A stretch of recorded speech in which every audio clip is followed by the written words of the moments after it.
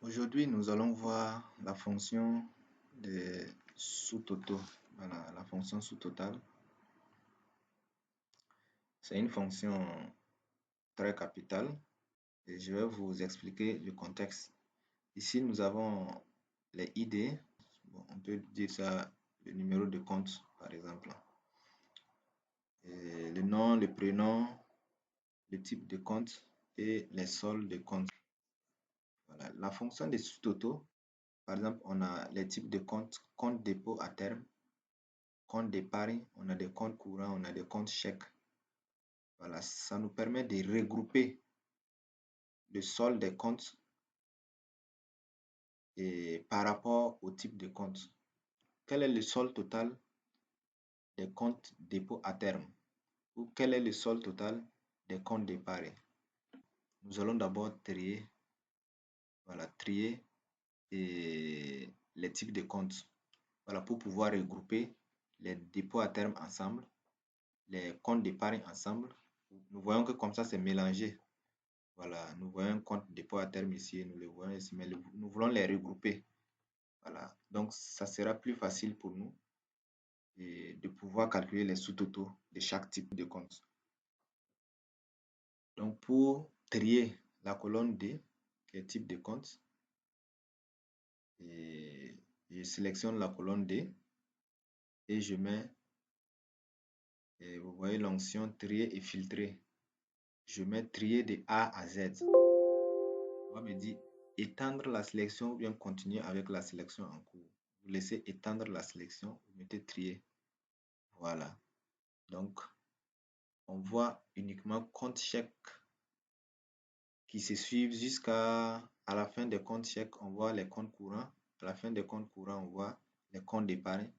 Et à la fin des comptes d'épargne, nous voyons les comptes de dépôt à terme. Voilà. Donc, on a pu organiser la colonne D. Après cela, nous allons aller maintenant dans l'onglet Données et sous-total. Dans sous-total maintenant, nous voyons qu'à chaque changement de, voilà, nous voulons calculer le total des comptes chèques, le total du solde des comptes chèques, le total du solde des comptes courants, le total du solde des comptes d'épargne et le total des soldes des comptes dépôt à terme. Voilà, pour cela, nous allons dire à chaque changement de type de compte. Voilà. À chaque changement de type de compte, ça veut dire lorsque le compte chèque va changer, il faut mettre un total d'abord, un sous-total, avant d'aller dans le compte courant. Lorsque, à chaque changement de type de compte, utilisez la fonction somme. Nous voulons additionner.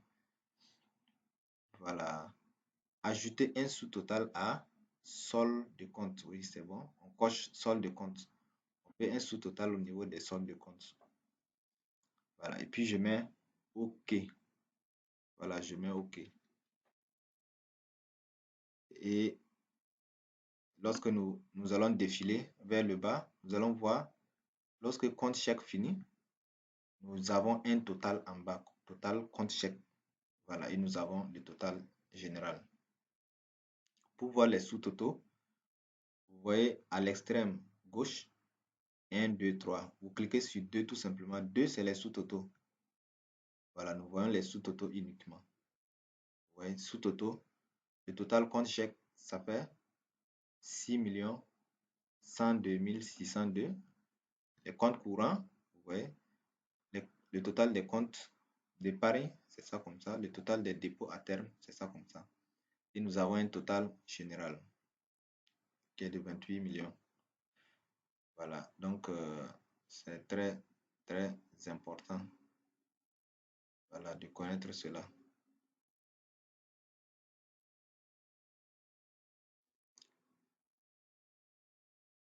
Ok, donc nous pouvons revenir, voilà, à 3. Par exemple, si je veux uniquement copier ce qui est visible, aller coller à quelque part, Si je copie de cette manière et je pars coller,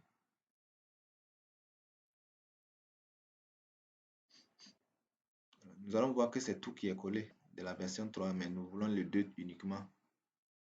Voilà, dans ce cas, on peut copier spécialement en faisant tout simplement, voilà, dans l'onglet Accueil, rechercher et sélectionner, je clique là-bas, atteindre, je prends atteindre, référence, je mets cellule, je clique sur cellule, je prends cellule visible seulement, je prends cellule visible seulement, et puis je mets OK. Dans ce cas maintenant, je fais clic droit, je mets copier.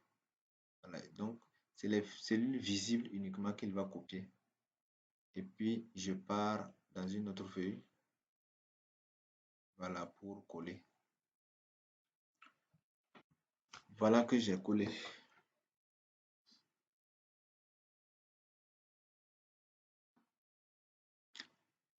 Voilà, donc il y a le 2 uniquement, il n'y a pas le 3. Donc j'ai collé uniquement les cellules visibles.